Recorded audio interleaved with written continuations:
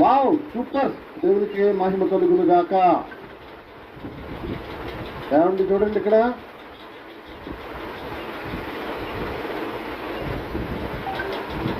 ఈ ఫోటోను ఒకసారి అబ్జర్వ్ చేయండి. ఈ ఫోటోను ఒకసారి చెప్పు తమ్ముడు, నువ్వు నీ వివరణ ఇవి.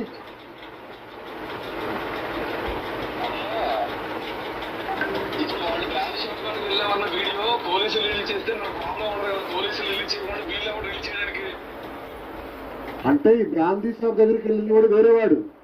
అక్కడ ప్రవీణ్ గారు ఫోటోని అతికించారు, ప్రవీణ్ గారు మొహం అతికించారు, అంతేనా? అంటే ఏం లేదన్నయ్య, ఇప్పుడు ఆ టీవీ వాడు కానీ బిగ్ టీవీ వాడు కానీ ఆ టీవీలో జర్నలిస్టులు ఉన్నారా, చదువుకున్నారా జర్నలిస్టులు? ఒక వార్తను పబ్లిష్ చేయాలంటే మేధావర్గం దాన్ని రిలీజ్ చేసిన తర్వాతే అలాంటిది రిలీజ్ చేయాలంటే కామన్ సెన్స్ కూడా లేకుండా జర్నలిస్టులు అయిపోయినాడు. ఆ చెత్త ఛానళ్ళకి మన సహోదరులందరూ వెళ్ళి వాయిస్లు ఇస్తున్నారు, వాడు మైలేజ్ పెంచుతున్నారు.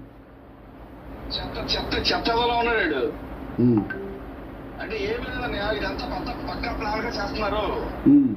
ప్రవీణ్ గారు పోస్ట్ మార్టం రిపోర్ట్ లో అలాగే వచ్చేలాగా క్రియేట్ చేయడం కోసమే ఇదంతా ముందుగానే మీరు ప్లాన్ చేసుకుంటున్నారు. అంతకు మించి ఎలాంటి సమస్య అయితే లేదు. క్రైస్తవులు ఎవరు కంగారు పడాల్సిన అవసరం లేదు.